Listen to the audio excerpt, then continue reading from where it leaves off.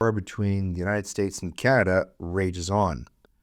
This is the third in a series of commentaries dealing with this situation, which is in a state of constant flux.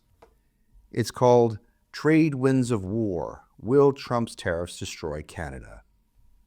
Everyone knows that there's no love lost between President Trump and Canada's failed Prime Minister, Justin Trudeau. During Trump's first term, Trudeau never missed an opportunity to thumb his nose at the Donald and badmouth him behind his back. Sadly, such passive-aggressive malice was typical of Prince Justin, but Trudeau has now resigned, and his Liberal Party, with its disastrous policies, is historically unpopular. Mark Carney, who has never so much as been elected to the high office of local dog catcher, is now the anointed Prime Minister. There will be a federal election this year, we hope, possibly as soon as 2 months hence. And in Canada, as in America, elections have consequences. Under the Stephen Harper government, Canada was able to weather the subprime economic crisis better than any other G7 country. During the present economic crisis, which is largely government-engineered, Canada is doing the worst. Regardless of the merits of Trump's case against Canada for not securing the border, the trade war which he threatened, then paused, then renewed, has thrown a wrench into the works of political jostling in advance of Canada's upcoming election, and presumably not in ways that we would have wanted. Although Canadian Conservatives are not exactly like their American cousins, there remains much common ground between us. Both value lower taxes, secure borders, peace through strength, family values, individual liberty, and strong market economies. Regardless of who is in power on either side of the border, Canada and America are natural friends, married by geography, culture, and a shared history. It is only in the Trudeau era that America has become regarded as an enemy to Canada. This is an aberration and a distortion. Nor is it just the Liberals beating this drum. NDP leader Jagmeet Singh, who is himself banned from visiting his home country of India since 2013 due to his connections to Khalistani terrorists, has called for Donald Trump to be prohibited from entering Canada to attend the upcoming G7 summit. Elizabeth May, leader of the radical left Green Party, has called Trump a convicted rapist and a Nazi. Former Deputy Prime Minister Chrystia Freeland declared that if she became Prime Minister, she would form military alliances with European nuclear powers and then have them place missiles strategically along the 49th parallel aimed due south. Trump's tariffs certainly have set off a familiar chorus, reminiscent of the TSD or Trump derangement syndrome used so effectively by U.S. Democrats and major media ever since Donald descended that golden staircase to announce his first presidential campaign a decade ago. The real problem is that no one knows for certain how serious Trump is about these tariffs or annexation of Canada into the U.S. Across the board, tariffs are a blunt instrument. Canada is not Mexico. Their previous president, Andrés Manuel López Obrador, once boasted about the millions of illegal aliens residing in the U.S. He encouraged them to vote Democrat. By exploiting America's welfare system, Mexicans residing in the U.S. are annually able to send $63 billion back home to their families. That is a huge boost to the Mexican economy on top of their $140 billion trade surplus with America. No Canadian Prime Minister has yet bragged that millions of indigent Canadians are living in the U.S. and using its welfare resources to free up money to send back home. Canada has its own social welfare network and neither needs or wants to send Canadians to exploit the American system. On the contrary, the vast majority of people moving to the U.S. from Canada are legal immigrants. Canada has for decades lost its best and brightest to America. Almost everyone in Canada knows someone who moved south of the border to help make America great. Elon Musk, Wayne Gretzky, Jordan Peterson, and even Kamala Harris, who attended high school in Winnipeg, are but a few examples. This brain drain began in the 1960s and continues to this day. So, how do Trump's tariffs impact the next federal election in Canada? Well, Trump's tariffs are viewed by Canadian politicians as a national emergency, and yet Parliament remains prorogued. If Trudeau or Carney were actually right or honorable, they would have ended prorogation rather than going to court to have it upheld by Liberal-appointed judges. They would have instead recalled the House of Commons into an emergency session to have a national debate about how to respond. This did not happen, though, because this crisis is of the Liberals' own making. Thus, instead of a healthy debate about how we got here, Canada was instead treated to a war of the pressers between Trudeau and Pierre Poilievre. These pressers took place in an atmosphere of existential crisis. For any nation, the threat of war, even a trade war, naturally causes opposing political parties to close ranks, every party trying to outdo the other at sounding patriotic. Nor did it help that Trump's tariffs came hard on the heels of his plan to annex Canada. Thus, in these dueling pressers, Poilievre must have felt compelled to announce his own retaliatory dollar-for-dollar trade tariffs, removal of interprovincial trade barriers, over which he has no jurisdiction, engaging with alternative trading partners, etc. Predictably, Poilievre was unable to go mano a mano with Trudeau about what actually reduced Canada to this sad state of affairs.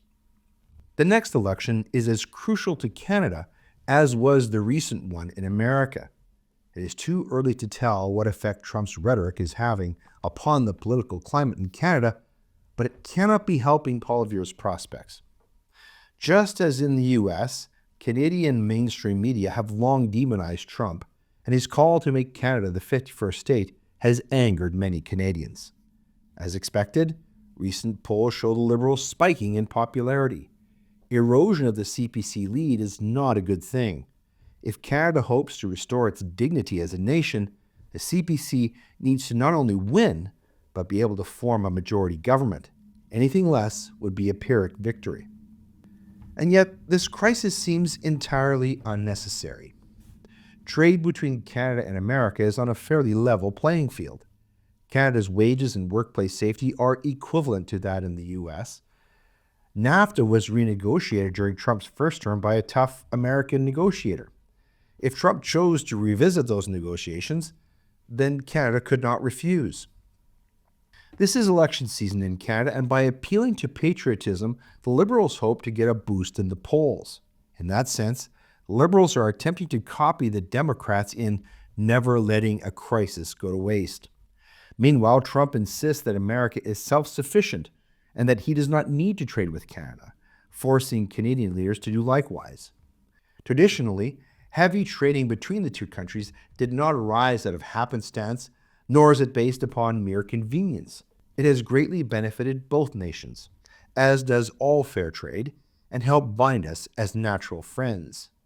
It is thus tragic that this relationship is being harmed by baseless politics.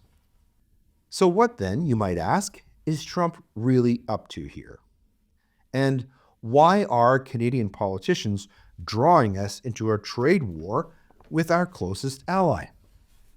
The Trump administration appears serious about bolstering the defense of North America, ranging from Panama to the Arctic Ocean.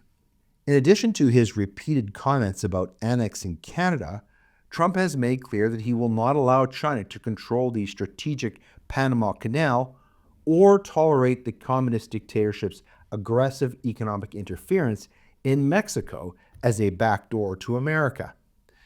Nearly a month prior to his January inauguration, Trump revived the idea of U.S. buying Greenland, and he quite reasonably demands that Canada contribute more seriously to NATO and defense of our continent. For all his bellicosity, Trump's instincts concerning military security are sound and rooted in what appears to be a genuine desire to avoid a hot war. In the north, Russia has come to dominate the high Arctic through a chain of bases supporting an immense fleet of icebreakers, ice-capable cargo vessels, and warships, including a massive nuclear-powered battlecruiser. In contrast to Canada's two aging heavy diesel-powered icebreakers, the Russian Federation has more than 30 icebreakers, many of them nuclear-powered. We also see China exerting influence in the Arctic, despite having no Arctic shoreline. China's interest in the Arctic is strategic, focusing upon global transit routes and vital resources, and its projection of influence into the Arctic is enabled by Russia's Northern Fleet. Inattentive North Americans were shocked to learn recently that China has also quietly gained profound influence over the vital Panama Canal. This came about through Panama's participation in China's imperialistic Belt and Road Initiative, and by allowing a CCP-linked Hong Kong-based company to operate strategic seaports at each end of the canal. The Trump administration quite justifiably considers all of this to be an intolerable set of security threats. Trump therefore accused Panama of violating the terms of the 1979 treaty that ceded control over the canal to Panama. Panamanian President Jose Raul Molino buckled instantly, promising to exit China's Belt and Road Initiative and to closely audit port operations. More such concessions are certainly foreseeable. With Greenland, Trump seeks to secure North America's northern flank while improving access to important mineral resources. Greenland dominates the eastern exit from the Northwest Passage through Canada's high Arctic, as well as forming one end of the strategic Greenland-Iceland-UK gap, controlling access to the North Atlantic. Critics are wrong to dismiss as loopy Trump's idea to buy Greenland. The U.S. officially made just such an offer following World War II. Trump revived it during his first term. At the very least, we can anticipate an increased U.S. military and commercial presence in Greenland to keep China and Russia in check. The U.S. already operates a Space Force base at Pituffik in northern Greenland. It is a sprawling base which might well be expanded. Throughout our history, Canada has effectively outsourced much of our national defense. First Great Britain, then the U.S. Despite our nation's strong performance during times of actual warfare, the tendency to get others to help defend our homeland is an old, ingrained habit, predating Confederation itself. The decades-long disintegration of Canada's once proud military has been disturbing and even heartbreaking for many Canadians. But this neglect has reflected deliberate public policy under successive governments, and Canadians let it happen by electing governments indifferent, if not hostile, to our own national defense. So now, the Trump administration demands that Canada contribute for real on three main things. First, secure its land border with the U.S. and its international ports of entry against terrorism and illegal drugs. Secondly, expeditiously raise its defense spending to 2% of GDP, just as Canada promised but failed to do for many years. And thirdly, create a strategy and capacity to help defend the continent's northern flank, something Canada should have undertaken years ago. So, how might this be achieved? Well, under the predatory gaze of Russia's mighty Northern Fleet and Air Force, bolstered by its new Chinese allies, Canada's Arctic sits largely naked. If Canada does not step up and defend its immensely rich Arctic archipelago, then it stands to lose it, exposing the entire continent to the risk of invasion by foreign enemies. Canada's military rebuilding process must urgently address the northern geopolitical issue. Announcing procurement of equipment or even displaying its delivery in photo ops is always exciting and newsworthy. And it is important, but it's not enough. Building support bases is hard, expensive work, but that is where we must begin to live up to our NATO obligations. Besides bigger and better operating locations in the far north and high Arctic, only one such base has ever been started and is years behind schedule, Canada will also need a large, fully capable, comprehensive support base for northern operations located on a deep water harbor connected to continental roads and railways. The northernmost such location is the Port of Sydney, Nova Scotia. The new Canadian Northern Support Base would become the home port of Canadian and U.S. Coast Guard vessels, as well as ships of other Arctic-facing NATO nations, such as Denmark and Norway. Whatever their feelings about Donald Trump, Canadians need to set aside their emotions to at least recognize that the president is deadly serious in his foreign policy goals, especially securing the region surrounding America. And our federal government must in turn accept that Trump clearly expects action. Canada's leaders are staring down a barrel, and it is loaded with Trump's tariff threats. As of the 13th of March 2025, Trump has the Canadian economy in his crosshairs, with 25% tariffs on steel and aluminum already in effect, and a broader wave looming April 2nd that could slam everything from cars to maple syrup. Prime Minister Mark Carney and Ontario Premier Doug Ford are talking tough. Carney, whose ascension to the office of Prime Minister was celebrated publicly by World Economic Forum czar Klaus Schwab, is preaching a hockey-style victory. Ford is flirting with power export cuts, but the numbers tell a different story. Canada is outgunned, outmatched, and teetering on a cliff after a rough decade of disastrous Trudeau regime economic policies. A trade war with the U.S. simply is not a winnable fight, and the data backs that up. Just consider the raw math.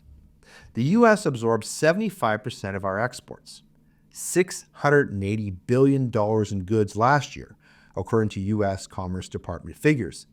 That is 67% of Canada's already sagging GDP. Canada's slice of U.S. trade barely nudges 1%. Trump is quite right when he says that the U.S. does not need to trade with Canada.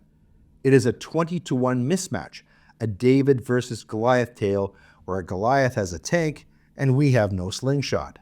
Trump's latest moves, 25% on metals now and on cars next, could shrink Canada's GDP by 2.6% or $78 billion, according to the Canadian Chamber of Commerce.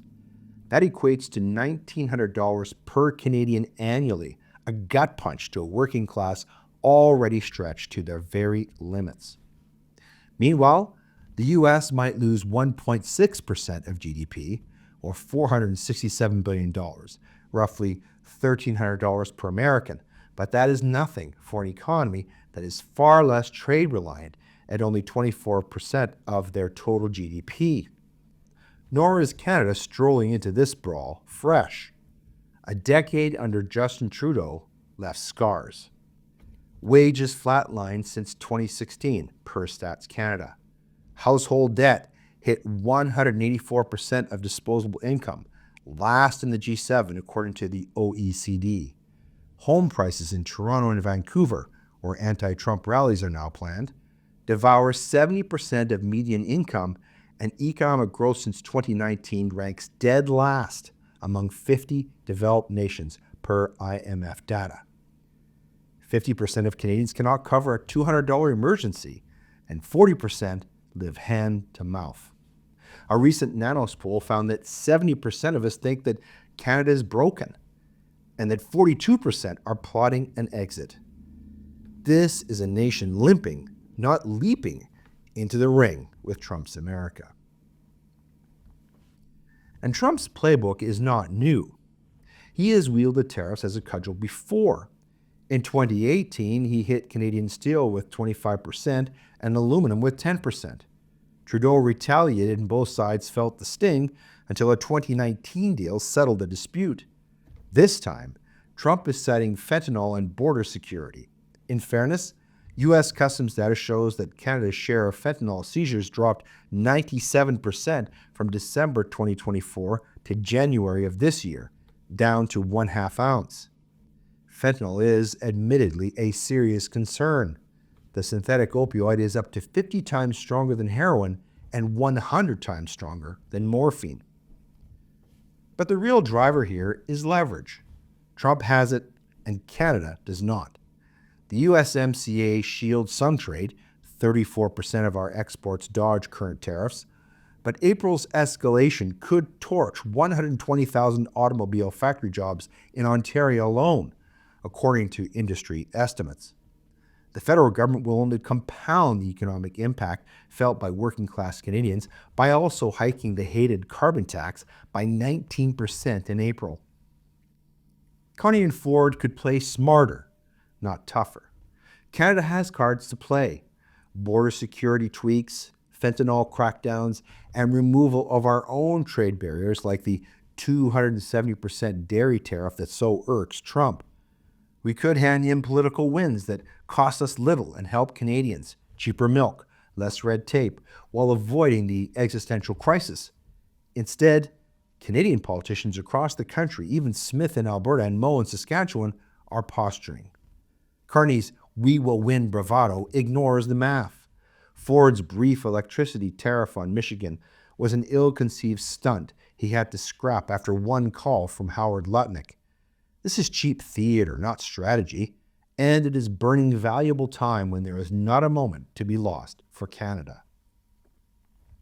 And the fallout is already brewing. Inflation in Canada is ticking up. TD Economics pegs a 2.5 to 3% spike if tariffs continue, and the Bank of Canada might slash interest rates by 50 to 75 basis points to soften the blow, only weakening our plummeting dollar even further.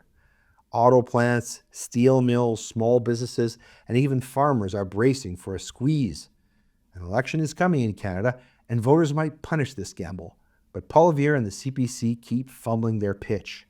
Meanwhile, we are stuck with leaders betting on Trump's bluff, except that he is not bluffing, and he has proven that. Trump recently responded to retaliatory tariffs by declaring a national emergency on electricity in the U.S. and doubled tariffs on aluminum and steel from Canada.